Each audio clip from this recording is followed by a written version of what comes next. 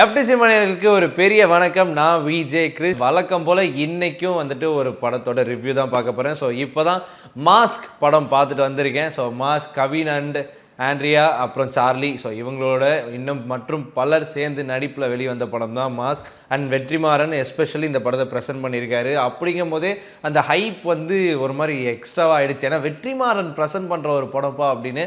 And அதே expectation தான் படம் போய் பார்த்தோம். அண்ட் இந்த படம் கவின் அவர்களுக்கு ஒரு மாதிரியான ஜானராக தான் இருக்கும் அப்படிங்கிறது நான் வந்து ஆணித்தனமாக சொல்லுவேன். அண்ட் இந்த படத்தோட ஒரு ஒன்லைன் அப்படின்னு பார்த்தோம்னா, இந்த மாஸ்க் அப்படிங்கிற டைட்டிலுக்கு ஏற்ற மாதிரியே படத்தில் வந்துட்டு எம்ஆர் ராதா சார் அவரோட மாஸ்க்கை வந்துட்டு எல்லாருமே போட்டுட்டு ஒரு ஹாய்ஸ்ட் பண்ணுவாங்க அப்படிங்கிறது எல்லாருமே நம்ம ட்ரைலர்லையும் பார்த்துருப்போம் இல்லையா.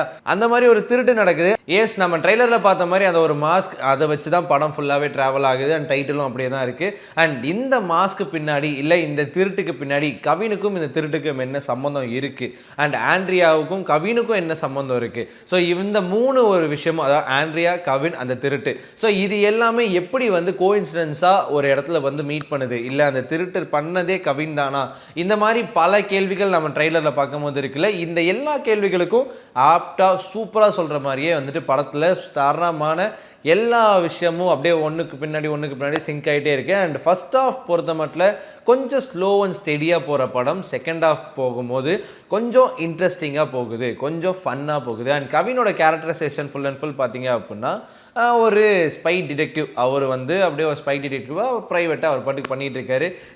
எந்த கேஸ் வேணாலும் எடுத்து கொடுத்து பண்ணுற ஒரு ஆளாக இருக்கார். அண்ட் ஆண்ட்ரியா அப்படி பார்த்தோம்னா, ஆண்ட்ரியா வந்துட்டு ஃபர்ஸ்ட் ஆஃப் ஃபுல்லாகவே வந்து ஒரு ரீஹாபிலிட்டேஷன் சென்டர் மாதிரி, இந்த சின்ன குழந்தைங்கள்லாம் இருக்காங்க இல்லையா, அந்த அம்மா அப்பா இல்லாமல் ஆதரவற்று, ஸோ அவங்களுக்குலாம் ஒரு நல்ல லைஃப் தரணும் அப்படிங்கிற மாதிரியான ஒரு பெண்மணி. ஸோ இவங்க ரெண்டு பேருக்குள்ளேயும் ஏதோ ஒரு பிரச்சனை வந்து ஏற்படுது.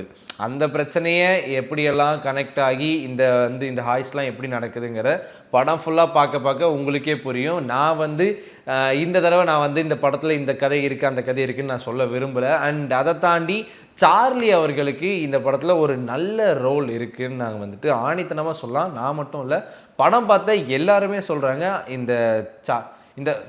படம் பார்த்த எல்லாருமே சொல்கிறாங்க இந்த படத்தில் சார்லி அவர்களுக்கு ரொம்ப நாள் கழித்து ஒரு நல்ல ரோல். ஏன்னா அவரை வந்து நம்ம காமெடியனாக பார்த்துருக்கோம், அதுக்கப்புறம் வந்துட்டு ஒரு கேரக்டர் ஆர்டிஸ்ட், இப்போ வரைக்கும் நிறைய கேரக்டர் ஆர்டிஸ்ட் ரொம்ப சூப்பராக பொலைட்டாக சட்டிலாக பண்ணுற ஆட்களில் அவரும் ஒருத்தர். அண்ட் அதே மாதிரி இந்த மாஸ்க் படத்தில் அவருக்கான ஒரு குறிப்பிட்ட ரோல், அவருக்கான ஒரு குறிப்பிட்ட டைமிங் வரும்போது செம்ம பிளாஸ்டாக இருக்கும். அண்ட் கவினை பொறுத்த வரைக்கும் இந்த படத்தில் கொஞ்சம் சட்டிலாகவே தான் பண்ணியிருக்காரு, நாட் தட் மச். ஆனால் ஒரு சில இடத்துல இளைய தளபதி உள்ளே வந்திருக்காரு அப்படிங்கிறத சொல்லலாம். திடீர் தளபதி மாதிரி இவர் இளைய தளபதியோட சின்ன தளபதி போல ஒரு சில மேனரிசம்லாம் அப்படியே விஜய் அவர்கள் மாதிரி தான் கவின் வந்து ரிப்ளிகா பண்ணியிருந்தாரு. அண்ட் அதை தாண்டி நெல்சன் அவர்களோட வாய்ஸ் ஓவர், ஆண்ட்ரியா அவங்களோட பர்ஃபார்மன்ஸ், கவின் அவங்களோட ஒரு ஆக்டிங், அண்ட் சார்லி அவர்களோட ஒரு மாஸ் பர்ஃபார்மன்ஸ், இந்த மாதிரி எல்லாமே ஒன்றுக்கு இந்த படத்துக்கு கொஞ்சமாக வெயிட்டேஜ் ஏற்றிருக்குன்னே சொல்லலாம். அண்ட் மாஸ்க் இந்த படத்தில் எதுக்குப்பா எம்ஆர் ராதாவோட ஃபேஸை வந்து மாஸ்காக போட்டிருக்காங்க அப்படின்னா, கிட்டத்தட்ட ஒரு ட்ரிபியூட் கொடுக்குற மாதிரின்னு வச்சுக்கலாம். ஒரு சில சீக்வல்ஸில் அதை ரிவீல் பண்ணியும் பண்ணாத மாதிரியான ஒரு சில டாக்ஸ் எல்லாம் இருக்கும். அண்ட் எனக்கு இந்த படத்தில் வந்து பிடிச்ச விஷயங்கள் அப்படின்னு பார்த்தீங்கன்னா, ஜிவி அவர்களோட சாங்ஸ். நம்ம ஜிவி அவர்களது எவ்வளோ சாங்ஸ் பார்த்துருக்கோம், எவ்வளோ சாங்ஸ் கேட்டிருக்கோம்.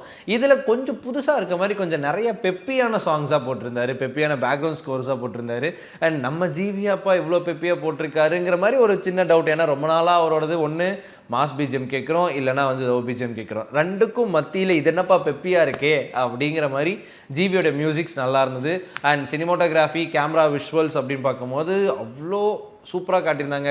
ஒவ்வொருத்தரோட கேரக்டரைசேஷன் எங்கேருந்து எந்த ஷேடில் மாறுது. இப்போ நல்லவனாக இருக்கவன் கெட்டவனாக மாறலாம், கெட்டவனாக இருக்கவன் நல்லவனாக மாறலாம். ஸோ இது ரெண்டையும் கேரக்டரைசேஷனாக பார்க்கும்போது கேமரா வைஸில் கொஞ்சம் சூப்பராகவே காட்டியிருந்தாங்க. அண்ட் ஆண்ட்ரியாவோட ஷார்ட்ஸ்லாம் வந்து நிறைய அப்படைஸ்டாக ரொம்ப பார்க்குறதுக்கு வாவ் சூப்பராக இருக்குப்பா அப்படிங்கிற மாதிரிலாம் காட்டியிருந்தாங்க. அண்ட் ஓவராலாக மாஸ்க் அப்படின்னு பார்த்தீங்கன்னா, இந்த உலகத்தில் நல்லவனாக இருக்கவனும் கெட்டவனாக இருக்க மாதிரி ஒரு மாஸ்க் போட்டுக்கிறான், கெட்டவனாக இருக்கவனும் நல்லவனாக இருக்க மாதிரி ஒரு மாஸ்க் போட்டுக்கிறான்.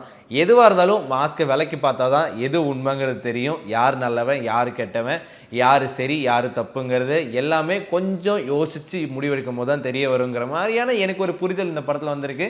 ஸோ நீங்களும் படம் பாருங்கள், மாஸ்க் எப்படி வந்திருக்கு, மாஸ்க் மாஸாக வந்திருக்கா இல்லை தமாஸாக வந்திருக்கா அப்படிங்கிறத பார்த்துட்டு நீங்களும் வந்து சொல்லுங்கள். அண்ட் இதே மாதிரி ஒரு சூப்பரான வீடியோவில் மீட் பண்ணலாம். And then bye from Vijay Girish.